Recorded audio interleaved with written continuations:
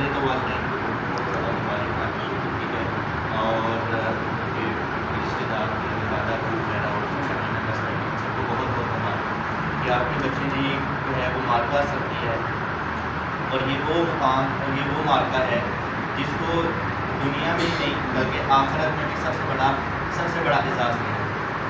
وہ اعزاز جس کا رحمتیں، جس کی برکتیں صرف اس مقام تک نہیں ہے، وہ اپنے ساتھ اکیلا نہیں، اپنے ساتھ آنے والے اپنے خاندان کے وہ لوگ جن کے اوپر اللہ تعالیٰ قرآن حدیثوں میں ہمیں ملتا ہے، ایسے لوگ جن کے اوپر جہنم جو ہے وہ واجب ہو چکی ہوگی، ان کا ہاتھ پکڑے گا اور ان کو سیڑھیوں پہ، جنت کی سیڑھیوں پہ چلاتا ہوا جنت میں لے جائے گا۔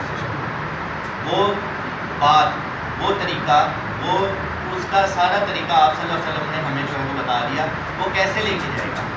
وہ لے کے جانے کا طریقہ یہ ہے کہ جب وہ قرآن حفظ کر لے گا، ایک بچہ یا کوئی بھی انسان جب وہ قرآن کو یاد کر لے گا، حفظ کر لے گا، تو اس کے بعد اس نے کرنا کیا ہے کہ وہ اب خود بھی اس جگہ پہ پہنچ جائے جہاں اس کا آخری ٹارگیٹ، جو مین ٹارگیٹ تھا، اور جو اپنے ارد گرد والے، اپنے بہن بھائی، اپنے ماں باپ، اپنے رشتے دار، ان سب کو بھی وہاں تک لے جائے۔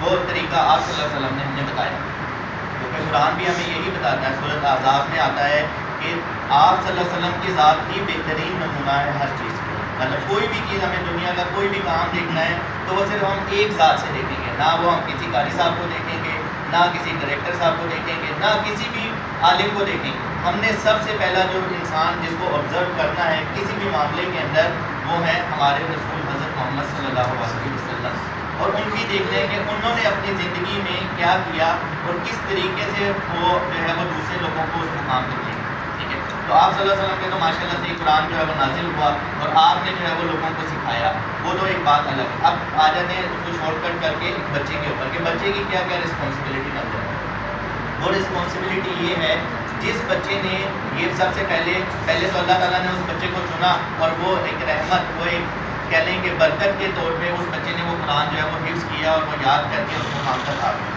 آگے اس نے کیا کرنا ہے؟ آگے اس نے یہ کرنا ہے کہ اب وہ اس چیز کی ترتیب بنائے، اس چیز کے اوپر عمل کرنا شروع کرے۔ اب عمل کرنے کے لیے سمجھنا بہت ضروری ہے۔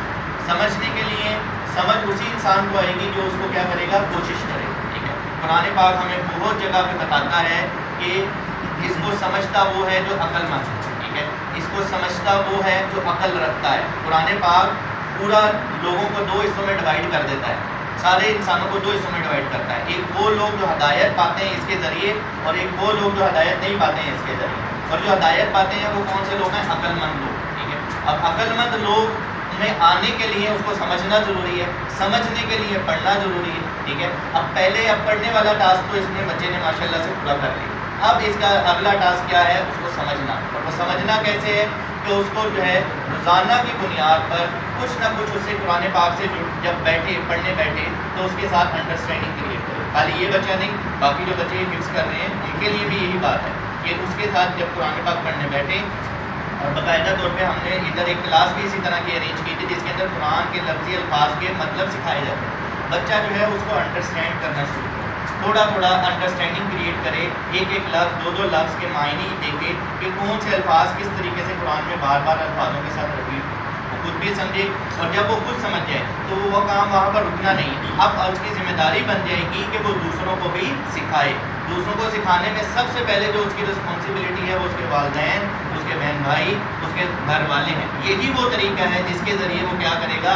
اپنے لوگوں، اپنے گھر والوں کا ہاتھ پکڑے گا اور جنت کے راستے پر لے جائے گا۔ وہ سکھانے کا راستہ ہے، کیونکہ جب وہ خود سیکھ گیا ہے تو اس کی رسپانسبلٹی میں اس کی اب ذمہ داری بن گئی ہے کہ وہ تو خود بھی سیکھے گا اور دوسروں کو بھی سکھائے گا، ٹھیک ہے۔ تو یہ انشاءاللہ ہمیں امید ہے کہ آگے یہ بچہ بھی اس کے اوپر ایفرٹ کرے گا اور باقی بچے بھی اس کے اوپر سوچیں گے کہ دیکھیں جب ہم نے ایک ذمہ داری